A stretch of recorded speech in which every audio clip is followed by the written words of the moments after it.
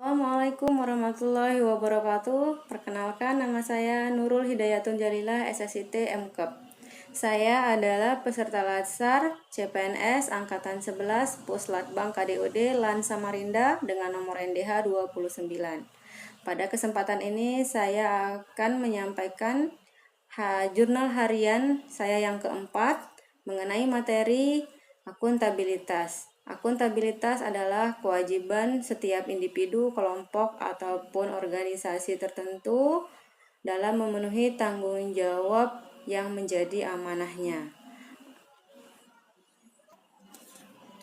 Akuntabilitas memiliki 3 fungsi utama menurut Boven tahun 2007. Antara lain yang pertama, peran demokrasi untuk menyediakan kontrol demokrasi. Kemudian yang kedua adalah untuk mencegah korupsi dan mencegah penyalahgunaan kekuasaan dalam kurung peran konstitusional. Kemudian yang ketiga ialah untuk meningkatkan efisiensi dan efektivitas dalam kurung itu adalah peran pembelajaran. Artinya di sini adalah ASN belajar untuk melakukan kegiatan atau tanggung jawab yang menjadi amanahnya secara efisien dan efektif. Contohnya, dalam sebuah ruangan, dosen diberikan amanah untuk mengatur ruangan tersebut sesuai dengan kebutuhannya. Jadi, sesuai dengan amanah, misalkan ruangan tersebut hanya membutuhkan 5 meja dan 5 kursi, ya jangan dilebih-lebihkan menjadi 6 atau 10 kursi. Akuntabilitas memiliki 5 tingkatan. Yang pertama adalah akuntabilitas personal. Ini mengacu pada diri seseorang seperti jujur, kemudian etika, integritas, dan moral. Kemudian yang kedua adalah akuntabilitas individu, yang ketiga akuntabilitas kelompok, yang keempat akuntabilitas organisasi, yang kelima akuntabilitas stakeholder. Akuntabilitas memiliki 5 aspek, antara lain yaitu akuntabilitas merupakan sebuah hubungan.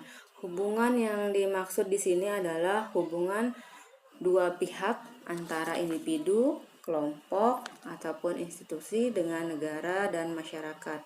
Kemudian yang kedua adalah akuntabilitas berorientasi pada hasil yang diharapkan dalam akuntabilitas adalah perilaku aparat pemerintah yang bertanggung jawab, adil, dan inovatif. Sedangkan yang ketiga, akuntabilitas membutuhkan adanya laporan. Jadi, sebuah tanggung jawab atau amanah yang dibebankan terhadap ASN untuk menilainya dibutuhkan suatu laporan. Laporan kinerja adalah perwujudan dari akuntabilitas. Dengan adanya laporan kinerja menunjukkan bahwa individu, kelompok, ataupun institusi dapat menjelaskan tindakan dan hasil yang telah dicapai.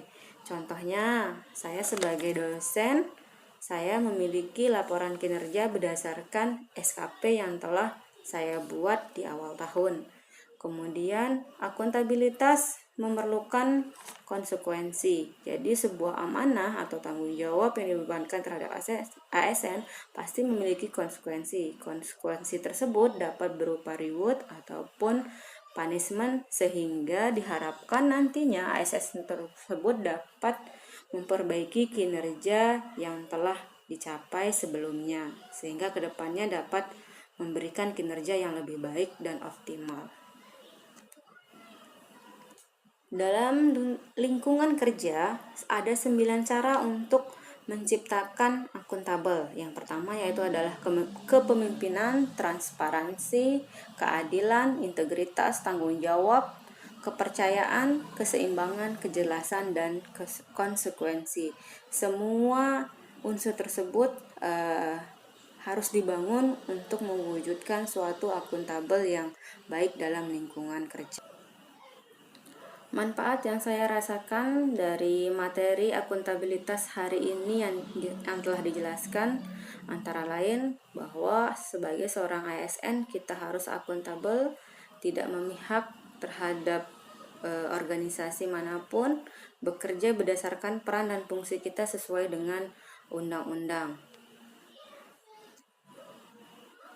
Rencana ke depan dalam rangka mengimplementasikan materi yang telah saya peroleh hari ini, antara lain yang pertama adalah saya berencana bekerja sesuai dengan tanggung jawab dan tupoksi yang telah saya peroleh dari atasan tempat saya bekerja. Kemudian yang kedua yaitu membuat rencana kerja tahunan sesuai dengan peran saya sebagai ASN dan peran saya sebagai dosen, yaitu melakukan tridharma perguruan tinggi.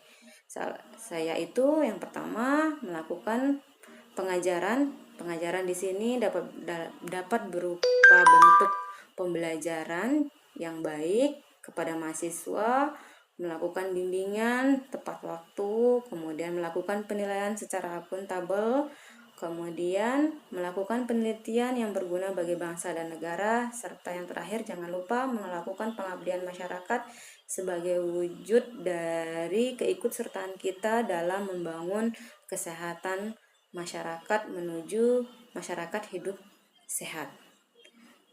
Demikian yang dapat saya sampaikan. Terima kasih, semoga bermanfaat. Assalamualaikum warahmatullahi wabarakatuh.